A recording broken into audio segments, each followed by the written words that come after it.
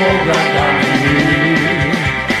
Mala, mala, mala, mala mi da, Slovačka je mala, a kuća golema.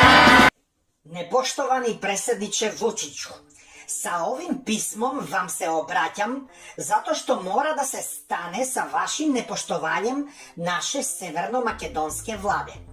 Vi našu vladu rušite iz nadvora i to sa jeftinim srpskim parizerom i jogurtom.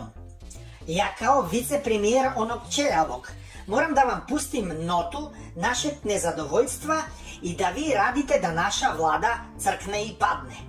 Prvo ste nas minirali u koroni, dok smo mi ostavili da stoka, citiram našeg voljenog predsjednika Pendrakovskog, da za tu stoku nema vakcine i da odlazi kod velikog Manitoa, onda ste nam vi uvalili vakcine sa odličnim kvalitetom i rokom trajanja i vakcinisali naše ljude, što je omogućilo da naš narod, takozvani, poživi još koju godinu.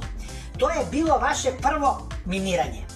Zatim kad smo htjeli da poklonimo našu celu crkvu Bugarima u znak našeg velikog kuropušanstva, vi ste priznali crkvu i onemogućili da svršimo sa Bugarima, to jest da Bugari svrše.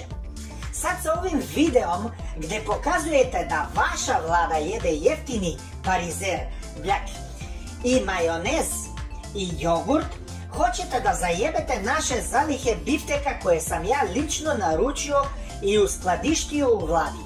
Treba jedno da znate, da nama deci komunista se parizer gadi i mi ga nismo nikada jeli i mi jedemo samo pršuticu i biftek. Sad naš bezimeni narod traži od nas da jedemo parizer i da pokvarimo naše lepe trbušine koje smo 5 godina na grbači naroda punili. Plus, Albanci koji vladaju kod nas, oni jedu samo suđuk.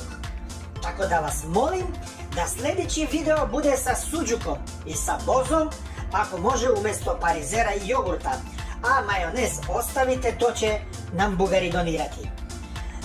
To se mora tako, jer moramo njima da ugodimo, Albancima, da ne bismo raspali vladu i onda bi biftek i pršuta ostala ovima iz VMRO-a, a mi bismo prešli na pasulj prebranac bez mesa, takozvani pasulj i drizelac.